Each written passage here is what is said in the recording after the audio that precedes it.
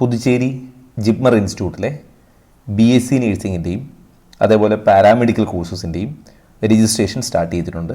അതുമായിട്ട് ബന്ധപ്പെട്ട വീഡിയോ ആണിത്. ഇതിൽ നോക്കിയാൽ കാണാം BSc നഴ്സിംഗ് അല്ലെങ്കിൽ BSc കോഴ്സസ് ആണ് BSc നഴ്സിംഗും പാരാമെഡിക്കലും.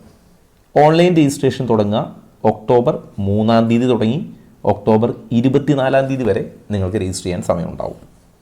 ഡീറ്റെയിൽ ഷെഡ്യൂൾ നോക്കുക. ഒക്ടോബർ 3 സ്റ്റാർട്ട് ചെയ്യുന്നു. ഒക്ടോബർ 24 വൈകിട്ട് 4 മണിയോടുകൂടി രജിസ്ട്രേഷൻ അവസാനിക്കുന്നു. എലിജിബിൾ കാൻഡിഡേറ്റ്സിൻ്റെ ലിസ്റ്റ് ജിപ്മറുടെ സൈറ്റിൽ പബ്ലിഷ് ചെയ്യുക നവംബർ 8 മുമ്പാണ്. നവംബർ 8 അതിന് മുമ്പോ അത് ഫൈനൽ ഡേറ്റ് വരും. കൗൺസിലിങ്ങിൻ്റെ ഡേറ്റ് പിന്നീട് വരും. അതുപോലെ ക്ലാസ്സസ് തുടങ്ങുക നവംബർ 25 അതും ചിലപ്പോൾ മാറിയേക്കാം. അപ്പോൾ അതിൻ്റെ ഡീറ്റെയിൽ ഒക്കെ അപ്ഡേറ്റ് ആവുന്ന മുറക്ക് ഞാൻ കമ്മ്യൂണിറ്റിയിൽ ഇടാം. ഇപ്പോൾ നിലവിൽ അപ്ലിക്കേഷനുമായിട്ട് ബന്ധപ്പെട്ട കാര്യങ്ങൾ മാത്രമാണ് ഈ വീഡിയോയിൽ പറയുക. ഈ കോഴ്സസ് നോക്കുക. ഒന്നാമത്തെ കോഴ്സ് BSc നഴ്സിംഗ് ആണ്. രണ്ടാമത്തേത് BSc അലൈഡ് ഹെൽത്ത് സയൻസ്. അതിലൊരു 11ഓളം കോഴ്സ് വരുന്നുണ്ട്. Bachelor of medical laboratory science, anaesthesia technology, optometry, laboratory technology, cardiac laboratory technology, dialysis therapy, medical laboratory technology in blood banking, medical radiology and imaging technology, neuro technology, nuclear medicine technology, perfusion technology, radio therapy technology. ഇങ്ങനെ 11ഓളം allied കോഴ്സസും BSc നഴ്സിംഗുമാണ്. ഇനി course duration നോക്കുക. BSc നഴ്സിംഗിന് 4 വർഷത്തെ കോഴ്സാണ്. അതിൽ 24 ആഴ്ച paid ഇൻറ്റേൺഷിപ്പാണ്. സ്റ്റൈഫൻഡോട് കൂടിയുള്ള ഇൻറ്റേൺഷിപ്പാണ്. BSc allied health science കോഴ്സുകൾ ആ ബാക്കി 11 കോഴ്സുകൾക്കും മെഡിക്കൽ ലബോറട്ടറി സയൻസിന് 4 വർഷത്തെ കോഴ്സാണ്. അതിൽ 3.5 വർഷം തിയറി ആൻഡ് പ്രാക്ടിക്കലും 6 മാസത്തെ കമ്പൽസറി ഇൻറ്റേൺഷിപ്പുമാണ്. ഈ മെഡിക്കൽ ലബോറട്ടറി സയൻസ് ഒഴികെയുള്ള ബാക്കിയുള്ള 10ഓളം അലൈഡ് സയൻസുകൾ അല്ലെങ്കിൽ പാരാമെഡിക്കൽ കോഴ്സസിന് 4 വർഷത്തെ കോഴ്സാണ്. 3 വർഷം തിയറി ആൻഡ് പ്രാക്ടിക്കലും 1 ഇയർ കമ്പൽസറി ഇൻറ്റേൺഷിപ്പുമാണ്. ഇനി സീറ്റ് നോക്കുക. BSc നഴ്സിംഗിന് ആകെ 94 സീറ്റാണ്. അതിൽ 85 സീറ്റ് പെൺകുട്ടികൾക്കും 9 സീറ്റ് ആൺകുട്ടികൾക്കുമാണ്. ഇനി അലൈഡ് സയൻസിന് ആകെ 87 സീറ്റാണുള്ളത്. അതിൽ ലബോറട്ടറി സയൻസിന് 37 സീറ്റ്, അനസ്തേഷ്യയ്ക്ക് 5 സീറ്റ്. അപ്പോൾ ഞാൻ എല്ലാം പറയുന്നില്ല. ബാക്കി എല്ലാ കോഴ്സുകൾക്കും, അതായത് മെഡിക്കൽ ലബോറട്ടറി സയൻസിന് ഒഴികെ ബാക്കി എല്ലാത്തിനും 5 സീറ്റ് വീതമാണ്. അങ്ങനെ 181 സീറ്റ് ആകെ ഉണ്ടാവും. 87 സീറ്റ് അലൈഡ് സയൻസിനും 94 സീറ്റ് നഴ്സിംഗിനുമാണ്. ഇതിൽ റിസർവേഷൻസ് നോക്കുക. അൺറിസർവ്ഡ് കാറ്റഗറീസിനുണ്ട്. അതേപോലെ OBC NCL ആയിരിക്കുന്ന കുട്ടികൾക്ക്, ഷെഡ്യൂൾഡ് കാസ്റ്റ്, ഫിസിക്കൽ ഡിസബിലിറ്റി, അങ്ങനെ നോർമലായിട്ടുള്ള എല്ലാ റിസർവേഷനും ഇവിടെയും ബാധകമാണ്. ഇനി എലിജിബിലിറ്റി നോക്കുക. എലിജിബിലിറ്റി ശ്രദ്ധിക്കുക. നീറ്റ് UG ക്വാളിഫൈ ചെയ്ത കുട്ടികൾക്ക് മാത്രമാണ്. അതേപോലെ should have completed the age of 17 years. 17 വർഷം അല്ലെങ്കിൽ 17 വയസ്സ് കംപ്ലീറ്റ് ആയിരിക്കണം എന്നാണെന്ന് കൂടി പറയുന്നുണ്ട്. The age of 17 years on or before 31 December 2024. 2024 December 31 മുമ്പ് അല്ലെങ്കിൽ അന്നോ 17 വയസ്സ് തികഞ്ഞിട്ടുണ്ടാവണം. അതായത് the should have been born on or after, അതായത് 1/1/2008 അതിന് ശേഷമോ ജനിച്ചവർക്കാണ് അപ്ലൈ ചെയ്യാൻ പറ്റുക. എന്നാൽ അപ്പർ ഏജ് ലിമിറ്റ് ഇല്ല, ഉയർന്ന പ്രായപരിധി ഇല്ല. ഹയർ സെക്കൻഡറിയിൽ ഫിസിക്സ്, കെമിസ്ട്രി, ബയോളജി പഠിച്ചിരിക്കണം. അതേപോലെ ഇംഗ്ലീഷ് ലാംഗ്വേജായും പഠിച്ചിരിക്കണം. ഇനി ഇത് രജിസ്ട്രേഷന് അല്ലെങ്കിൽ അപ്ലിക്കേഷന് 3 സ്റ്റെപ്പാണ്. ഒന്ന് ഒരു പ്രൈമറി രജിസ്ട്രേഷൻ, പിന്നെ നിങ്ങളുടെ ഡീറ്റെയിലും ഡോക്യുമെൻ്റ് അപ്ലോഡ് ചെയ്യുന്ന പ്രോസസ്സുമൊക്കെ, ആപ്ലിക്കേഷൻ്റെ ഫൈനലൈസേഷൻ. ഇത്രയുമാണ് രജിസ്ട്രേഷൻ്റെ സ്റ്റെപ്പ്. രജിസ്ട്രേഷൻ നിങ്ങൾ ചെയ്യേണ്ടത് jipmer.edu.in എന്നുള്ള സൈറ്റിൽ കയറുക. അതിൽ JIPMER BSc nursing and health science allied health science എന്നുള്ള ലിങ്ക് ഉണ്ടാവും. അതിൽ ക്ലിക്ക് ചെയ്ത ന്യൂ രജിസ്ട്രേഷനും ഓൾറെഡി രജിസ്റ്റേർഡ് കാണാം. ന്യൂ രജിസ്ട്രേഷൻ ക്ലിക്ക് ചെയ്ത് രജിസ്ട്രേഷൻ കംപ്ലീറ്റ് ചെയ്യുക. പിന്നീടുള്ള ആവശ്യങ്ങൾക്ക് നിങ്ങൾക്ക് ഓൾറെഡി രജിസ്റ്റേർഡ് കാൻഡിഡേറ്റ് എന്നുള്ളത് ഉപയോഗിക്കാം. കുട്ടിയുടെ പേര് +2 മാർക്ക് ഷീറ്റിൽ ഉള്ളതുപോലെ ആയിരിക്കണം. സ്പെല്ലിംഗ് ഒന്നും തെറ്റാൻ പാടില്ല, ശ്രദ്ധിക്കണം. അതുപോലെ കുട്ടി ഇമെയിൽ ID മൊബൈൽ നമ്പറും കൊടുക്കണം. നീറ്റ് അപ്ലൈ ചെയ്തപ്പോൾ കൊടുത്ത മെയിൽ ID മൊബൈൽ നമ്പറുമാണ് കൊടുക്കേണ്ടത്. അപ്ലൈ ചെയ്യാൻ പോകുമ്പോൾ എന്തൊക്കെ ഉണ്ടാവണമെന്ന് ചോദിച്ചാൽ ഫോട്ടോഗ്രാഫ് ഉണ്ടാവണം, സിഗ്നേച്ചർ ഉണ്ടാവണം, നീറ്റ് UGയുടെ റിവൈസ്ഡ് സ്കോർ കാർഡ് ഉണ്ടാവണം.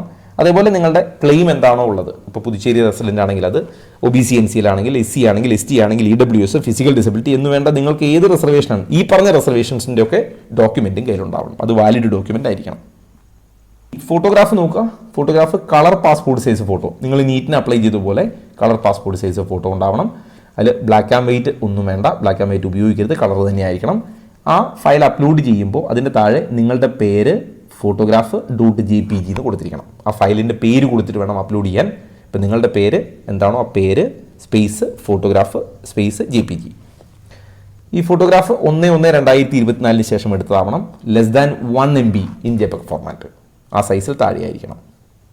ഇനി സിഗ്നേച്ചർ ഒരു പ്ലെയിൻ വൈറ്റ് ഷീറ്റിൽ നിങ്ങൾ സിഗ്നേച്ചർ ഇട്ട് അത് സ്കാൻ ചെയ്തിട്ട് അപ്ലോഡ് ചെയ്യണം. അവിടെ നിങ്ങൾ എന്ത് ചെയ്യണം, നിങ്ങളുടെ പേര് സ്പേസ് സിഗ്നേച്ചർ .jpg എന്നുള്ള പേര് കൊടുത്തിട്ട് വേണം അപ്ലോഡ് ചെയ്യാൻ. അതിൻ്റെ സൈസ് 20 KB-ക്കും 100 KB-ക്കും ഇടയിൽ നിൽക്കണം. JPEG ഫോർമാറ്റിലായിരിക്കണം. അതേപോലെ ഡോക്യുമെൻറ്റുകൾ അപ്ലോഡ് ചെയ്യുന്നത് നീറ്റിൻ്റെ റിവൈസ്ഡ് സ്കോർ കാർഡ് അപ്ലോഡ് ചെയ്യണം. കാറ്റഗറി എന്തെങ്കിലും ഉണ്ടെങ്കിൽ, ഇപ്പോൾ അൺറിസർവ്ഡ് ആണെങ്കിൽ, അല്ലെങ്കിൽ അൺറിസർവ്ഡ് ഇതിലിപ്പോൾ പുതുച്ചേരി റെസിഡൻ്റ് ആണെങ്കിൽ, ബാക്കിയുള്ളവർക്ക് ഇപ്പോൾ ഫിസിക്കൽ ഡിസബിലിറ്റി, ബാക്കിയുള്ളവർക്ക് ഇപ്പോൾ അൺറിസർവ്ഡ്, ഇപ്പോൾ നമ്മുടെ നാട്ടിൽ നിന്ന് അപ്ലൈ ചെയ്യുന്ന കുട്ടികൾക്ക് അതിന് പ്രത്യേകിച്ച് ഡോക്യുമെൻറ്റിൻ്റെ ആവശ്യമില്ല. അതർ ദാൻ അൺറിസർവ്ഡ് ആണെങ്കിൽ മാത്രം ഡോക്യുമെൻറ്റിൻ്റെ ആവശ്യമുള്ളൂ. അപ്പോൾ അതിൽ ഫിസിക്കൽ ഡിസബിലിറ്റി ഉള്ള കുട്ടികൾ അവരുടെ സർട്ടിഫിക്കറ്റ്, EWS ഉള്ളവർ താലൂക്കിലെ EWS, SC ST ആണെങ്കിൽ താലൂക്കിലെ സർട്ടിഫിക്കറ്റ്, ഇതൊക്കെ താലൂക്കിൽ നിന്ന് എടുക്കുന്ന സർട്ടിഫിക്കറ്റ് ആയിരിക്കണം. എഡ്യൂക്കേഷണൽ പർപ്പസിലായിരിക്കണം. സെൻട്രൽ എഡ്യൂക്കേഷൻ പർപ്പസിനുള്ള ടൈറ്റിലുള്ളതായിരിക്കണം. അതേപോലെ തന്നെ ഈ നീറ്റിൻ്റെ സ്കോർ കാർഡ്, അതുപോലെ അഡ്രസ് പ്രൂഫ് ഉണ്ടാവണം. ഇപ്പോൾ ഇങ്ങനെയുള്ള സാധനങ്ങളൊക്കെ നിങ്ങൾ കയ്യിൽ കരുതണം. ഇതൊക്കെ അപ്ലോഡ് ചെയ്യേണ്ടതാണ്. ഇതൊക്കെ PDF ഫോർമാറ്റിൽ മാത്രമായിരിക്കണം. ലെസ് ദാൻ 300 KB ആയിരിക്കണം സൈസ്. ഇത്രയും ചെയ്ത് കഴിഞ്ഞാൽ നിങ്ങൾക്ക് നിങ്ങളുടെ ആപ്ലിക്കേഷൻ ഫൈനലൈസ് ചെയ്യാം.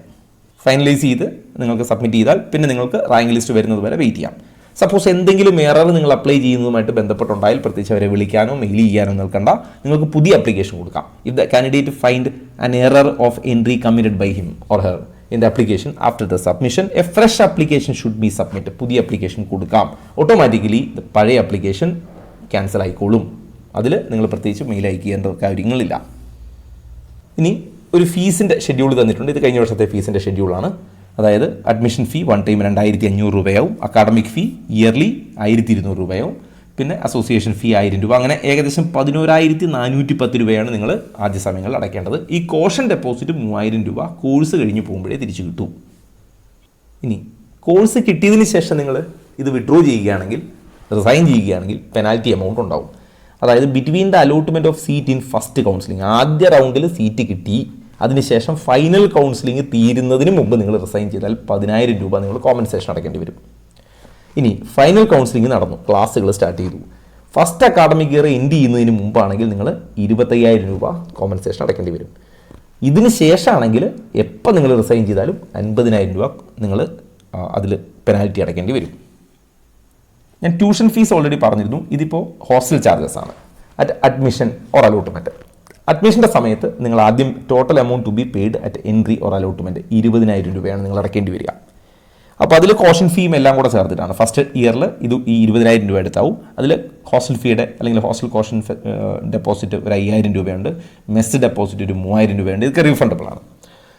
ഇനി അതിനുശേഷം ബാക്കിയുള്ള വർഷങ്ങളിൽ നിങ്ങൾ അടയ്ക്കേണ്ടി വരിക ഏറെക്കുറെ 12,000 അല്ലെങ്കിൽ 15,000 രൂപയാണ്. അതിൽ ഇതൊന്നും റീഫണ്ടബിൾ അല്ല. അപ്പോൾ ആദ്യ വർഷം മാത്രം ഈ കോഷൻ ഫീ കൂടി ചേർത്തിട്ടാണ് 20,000, പിന്നീട് 12,000 അല്ലെങ്കിൽ 15,000. ഈ രണ്ട് ഫീ വരാൻ കാരണം നിങ്ങൾ ഒരു റൂം ഷെയർ ചെയ്യുകയാണെങ്കിൽ 500 രൂപയും സിംഗിൾ ബെഡ് ആണെങ്കിൽ 750 രൂപയും. ആ വ്യത്യാസം ഉള്ളതുകൊണ്ട് 2 ടൈപ്പ് ഫീ പറഞ്ഞിട്ടുണ്ട്. അത് നിങ്ങൾക്ക് ചൂസ് ചെയ്യുന്നതിനനുസരിച്ച് ഫീയിൽ വ്യത്യാസം വരും. അപ്പോൾ ഓൾമോസ്റ്റ് ഞാൻ ജിപ്മറിൻ്റെ BSc നേഴ്സിംഗ് ആൻഡ് പാരാമെഡിക്കലിൻ്റെ രജിസ്ട്രേഷനുമായിട്ട് ബന്ധപ്പെട്ട കാര്യങ്ങൾ മാത്രമാണ് പറഞ്ഞത്. ഇനി ഇതിൻ്റെ അലോട്ട്മെൻറ്റ് വരുന്ന മുറയ്ക്ക് അലോട്ട്മെൻറ്റിന് കൊണ്ടുപോകേണ്ട ഡോക്യുമെൻ്റ് എന്തൊക്കെയാണ്, എന്താണ് ശ്രദ്ധിക്കേണ്ടത്, ആ ഡേറ്റുകളൊക്കെ വരുന്ന മുറയ്ക്ക് ഞാൻ കമ്മ്യൂണിറ്റിയിൽ അതിൻ്റെ പോസ്റ്റ് ഇടാം. എക്സ്പ്ലനേഷൻ വേണ്ടതാണെങ്കിൽ അതിൻ്റെ വീഡിയോയും കമ്മ്യൂണിറ്റിയിൽ ഇടാം. കമ്മ്യൂണിറ്റിയുടെ ലിങ്ക് ഞാൻ ഇതിൻ്റെ താഴെ കമൻറ്റ് ബോക്സിൽ പിൻ ചെയ്തിട്ടുണ്ട്. എൻട്രൻസ് സംബന്ധമായ വാർത്തകളും അപ്ഡേഷനുകളും ഏറ്റവും വേഗം ആധികാരികമായി അറിയാൻ സബ്സ്ക്രൈബ് ചെയ്യുക, ബെൽ ഐക്കൺ അമർത്തുക. ഈ വീഡിയോ മറ്റു സുഹൃത്തുക്കളിലേക്കും ഷെയർ ചെയ്ത് നൽകുക.